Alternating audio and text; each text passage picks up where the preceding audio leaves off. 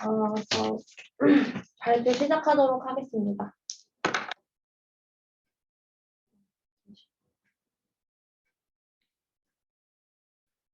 네, 제가 이번에 발표할 논문은 올해 4월 1일자로 올라온 사이언스에 올라온 논문으로 아직 나온 지 보름 정도 된 논문입니다.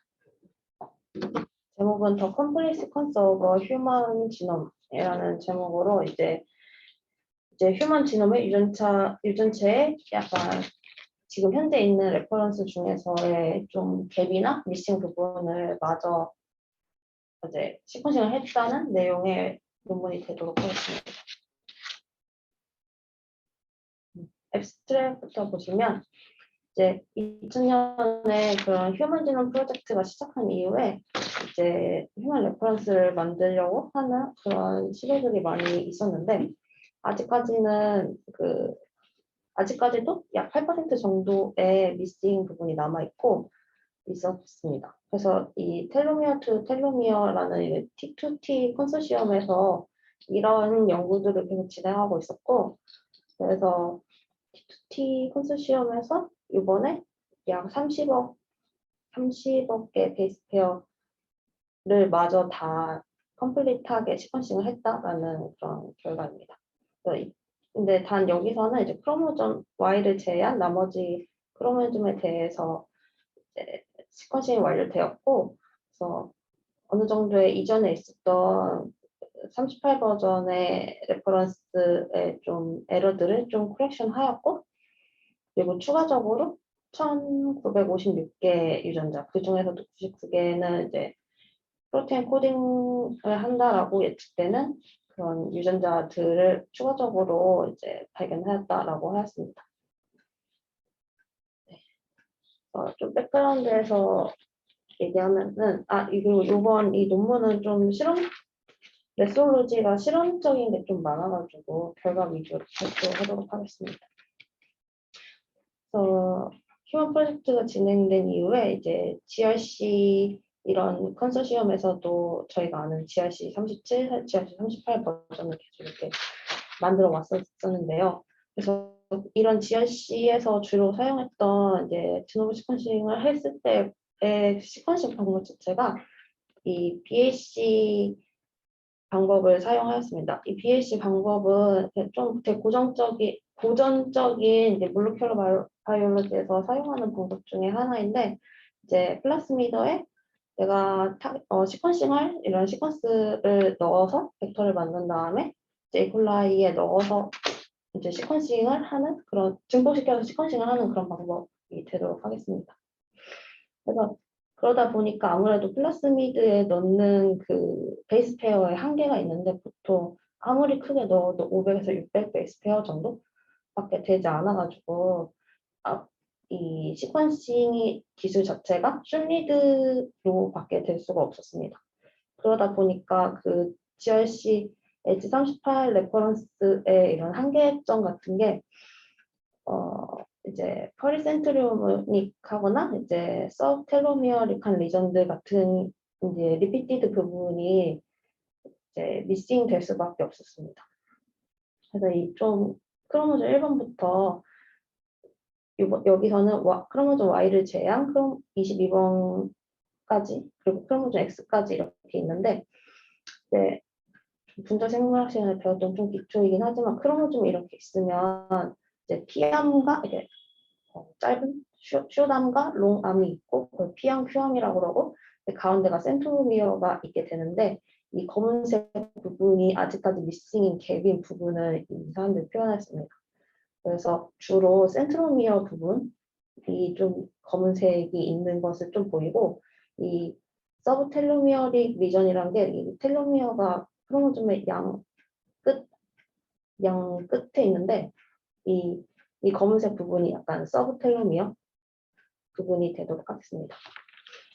그리고 이제 제가 좀 별표 표시한 애들이 좀 상단에 이렇게 검은색이 있는데, 이런 크로모점 13번, 14번, 15번, 그리고 21번, 22번 같은 경우에는 센트로미어가 굉장히 좀 가운데 안 있고 완전 완전 끝에 있어가지고 피암이 이렇게 짧은 그런 부분이 되도록 하겠습니다. 그래서 이 부분은 피암과 센트로미어리 부분이 되게 아직까지는 되게 미싱이 많은 그런 리전이 되겠습니다. 그래서 그리고 이런 아직까지 미싱인 부분은 주로 이제 세그먼털 디플리케이션 부분이나 이제 센트럴리 스텔레이트 부분이 주로 미싱이 많고, 이제 크로모좀별로 보자면 크로모좀 9번이 가장 미싱 베이스 페어가 많습니다. 이런 좀 전체적인 개화를 알 수 있었습니다. 그리고 여기서 이제 좀 여기서 쓴 샘플에 대해서 좀 얘기하자면, 이제 그전처럼 막 천지명이나 이러는 것처럼 진짜 휴먼에서 샘플을 얻어서 한 게 아니라, 이 사람들은 이제 컴플리 하이데티 디폼몰이라는 거를 이제 시퀀싱을 하게 되었는데, 이게 그 사람이 이제 임신을 할 때 이제 태반을 이제 정자가 난자랑 이제 만나서 수정을 해서 태반을 형성하게 되는데, 이때 이 태반을 형성하기 전에 그 난자가 이제 핵이 없는 약간 자연적으로 좀 유산에 가까운 상태, 그러니까 자연적으로 포기 상태가 되는 경우가 있다고 합니다.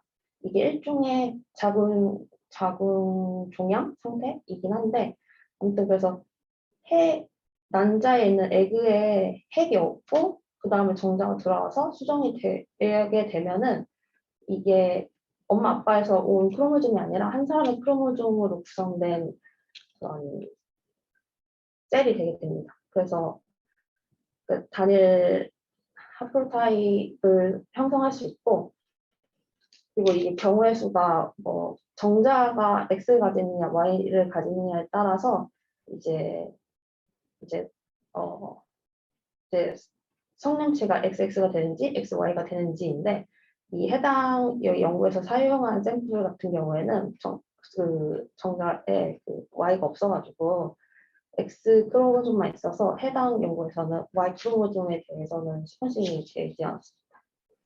그래서 이런 셀을 만들어서 셀 라인으로 아예 좀 고착화시키고 해당 셀 라인을 이제 시퀀싱을 하는 그런 방법을 사용하였습니다. 그리고 여기서 시퀀싱에서 사용하는 방법은 주로 이렇게 뭐 펫바이오 서큘러 컨센서스 시퀀싱 하이파이를 가장 메인으로 주고 사용하고, 그 이외에도 옥스포드 나노포, 그다음에 뭐 일루미나 PCR 프리 시퀀싱이나 아니면 하이식, 그다음에 특별 맵, 그리고 싱글셀 DNA 템플레이션 시퀀싱이라는 뭐 여러 가지 시퀀싱 종류를 사용하여서 시퀀싱을 하였습니다. 그래서 이게 사실 롱리드이기 때문에 좀 가능했던 것이라서, 롱리드 시퀀싱의 조금 간단한 오버뷰를 하자면, 이제 여기서 가장 주로 사용한 하이파이 같은 경우에는 다음과 같은 플로우로 시퀀싱을 할 수 있는데요.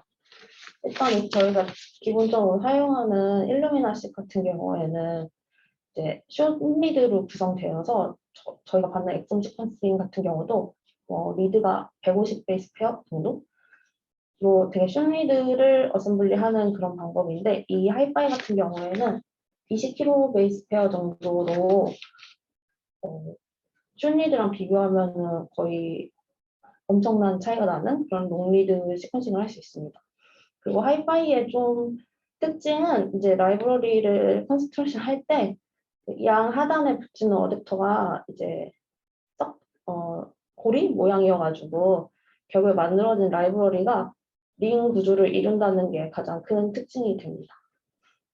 그래서 이 링 구조를 만들면 이 좀 하이파이 기술 자체는 이 장비에 보면은 하나의 셀이 이렇게 있는데, 셀 하단에 그 폴리머레이즈가 붙어 있습니다. 그렇게 돼서 이 만들어진 라이브러리가 이 폴리머레이즈에 이렇게 고리 형식으로 이렇게 붙고 나면은 계속 이렇게 서클을 돌면서 DNTP를 붙여주기 때문에 이제 상부적으로 DNA를 합성하게 됩니다.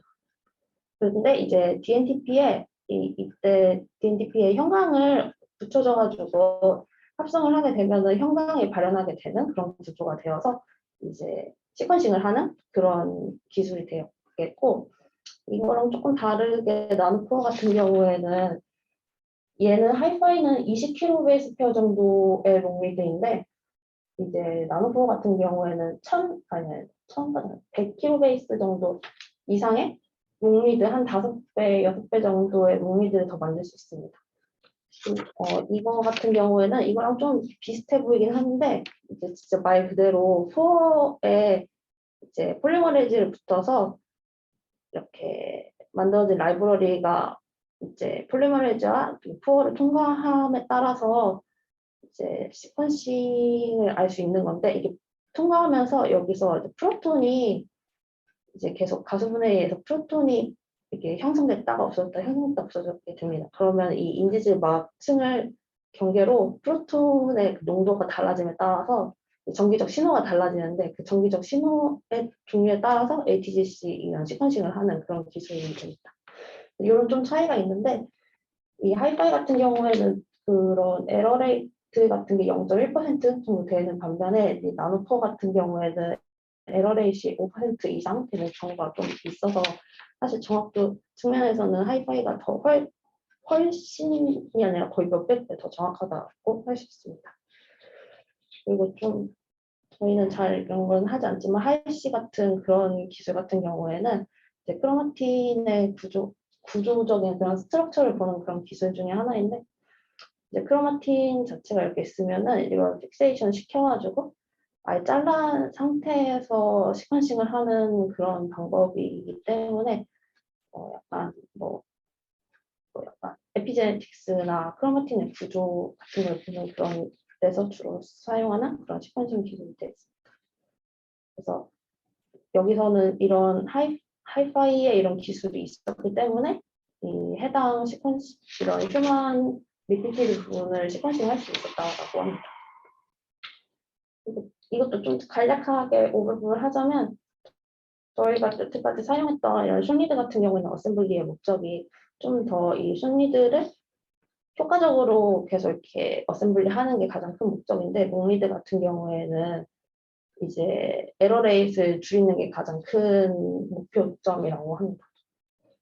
그래서 조금 어셈블리가 조금 다르긴 한데, 이건 보통 롱리드는 드노보 어셈블리를 좀 베이스로 하기 때문에 이제 오버랩이라는 그런 리드들을 오버랩하는 그런 것들을 만들고, 이 오버랩된 큰 리드들을 이제 콘티그까지 가기까지 이런 레이아웃을 하는 그런 과정이 있습니다. 이때는 좀 뒤에서도 여기서도 그림이 있는데, 이게 스트링 그랩 방법을 사용하다 보면은 이제 버블 같은 것들이 생기는데, 이런 해당 버블들을 좀 줄이는 그런 방법을 가지게 좀 지향하게 되고, 그 다음에 이제 좀 컨센서스가 있는 그런 리드를 피킹하는 그런 과정을 거쳐서 콘티그를 결국에 만드는 그 과정이 있습니다.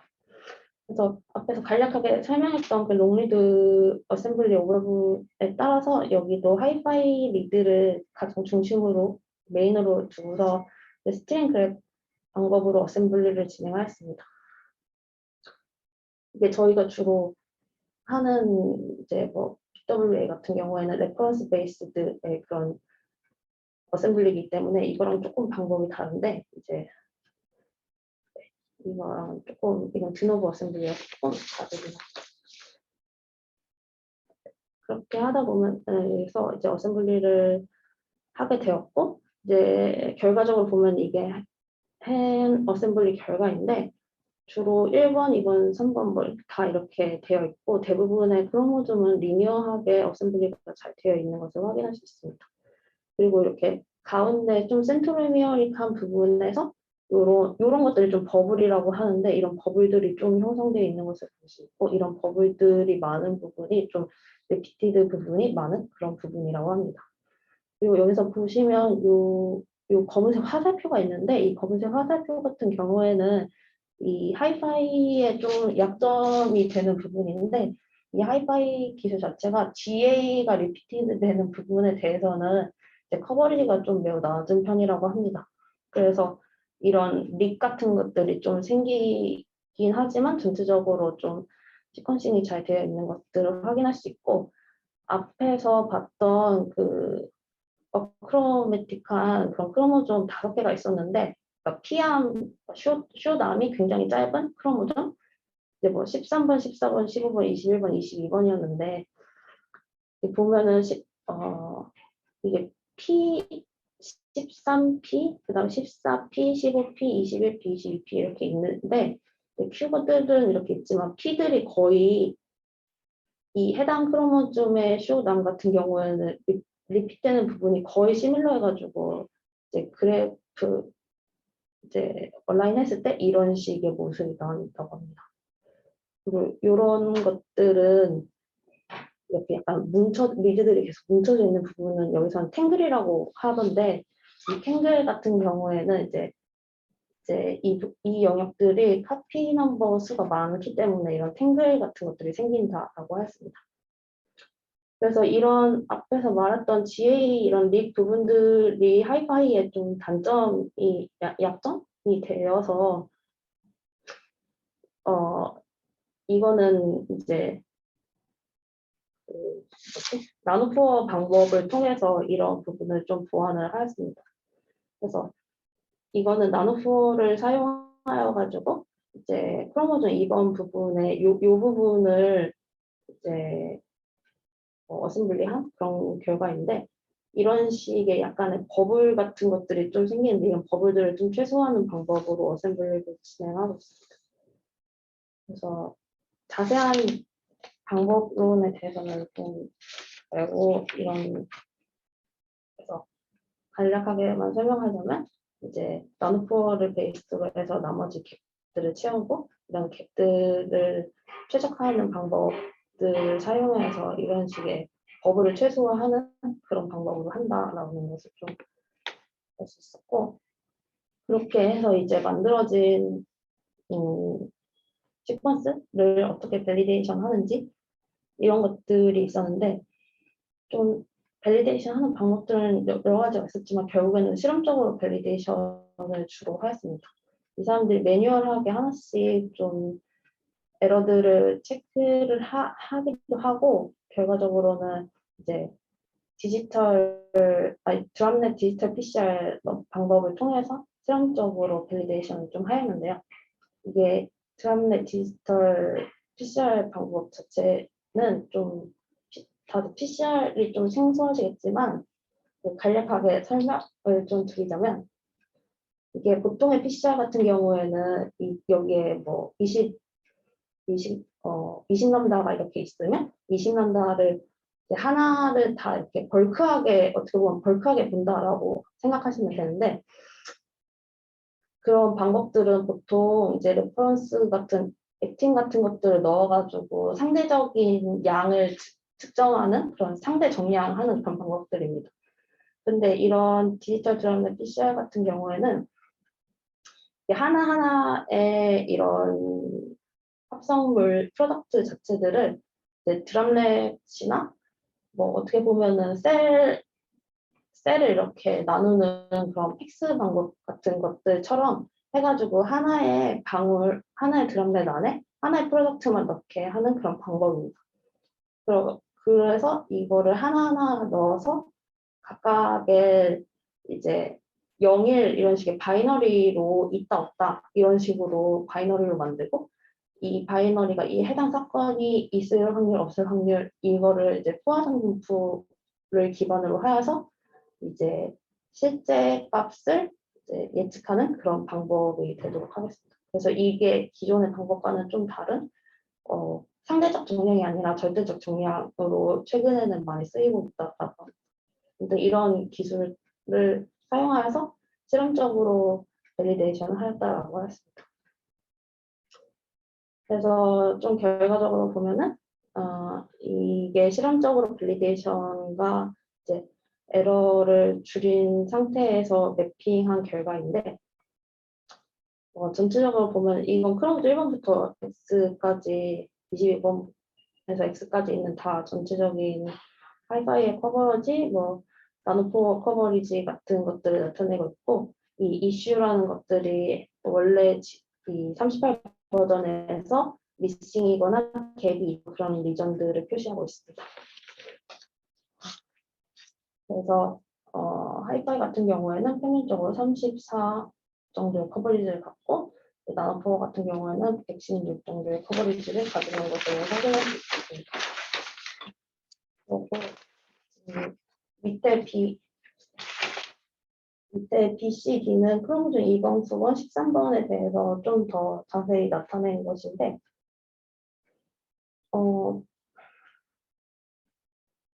여기서 뭐 대부분 이렇게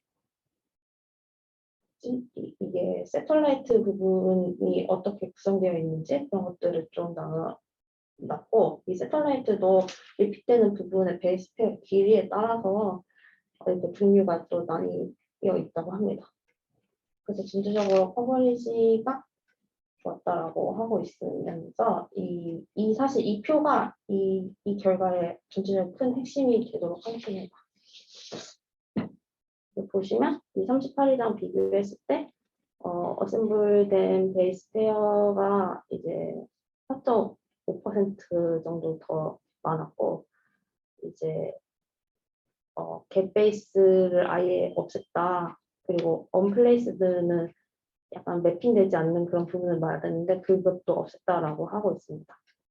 그래서 콘티그 길이 자체도 콘티그의 개수 자체도 굉장히 적어졌고, 옹리드로 했기 때문에 굉장히 적어졌고, 이 NG50이라는 거는 콘티그가 잘 형성됐는지에 대한 그런 수치인데, 좀 길수록, 이게 클수록, 어떻게 보면 클수록 더 좋게 됩니다. 그래서 더 긴 콘티그를 형성했기 때문에 길수록 좋은데, 이제 콘티그도 더 길게 잘 형성이 되었고, 그리고 이슈가 여기서 갭이나 미싱이 있는 그런 부분들을 다 이슈라고 통칭했는데, 이 이슈의 수도 줄었다.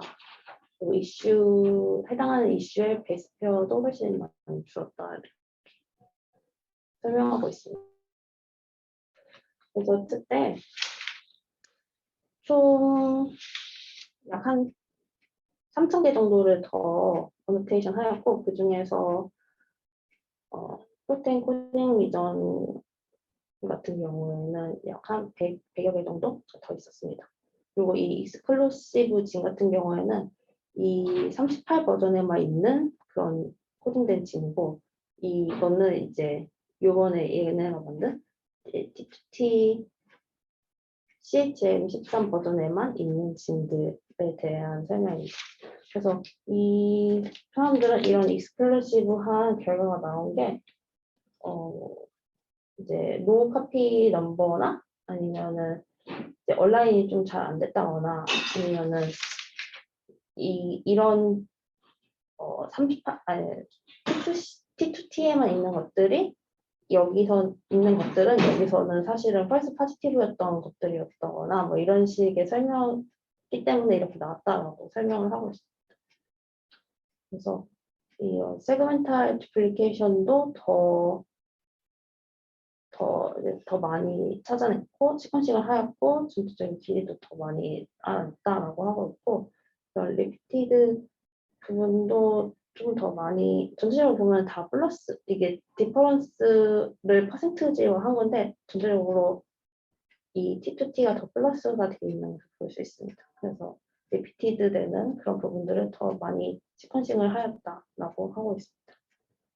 그래서 마지막으로 이런 이제 자기 연구들이 이런 롱리드 시퀀싱 기술을 통해서 나머지 이제 기존에 잘 알려지지 않았던 거의 약 8%를 마저 시퀀싱을 하고 있으면서 이제 크로모좀 이제 Y 크로모좀 같은 경우에 여기서는 시퀀싱이 되지 않았는데, 이 2의 이 컨소시엄에서 계속 할 예정, 시퀀싱을 계속 할 예정이라고 하고 있습니다. 그리고 이제 마지막으로 이제 GitHub 이 주소로 들어가면은 여기서 그 데이터를 다 제공하고 있습니다. 저 발표는 여기까지.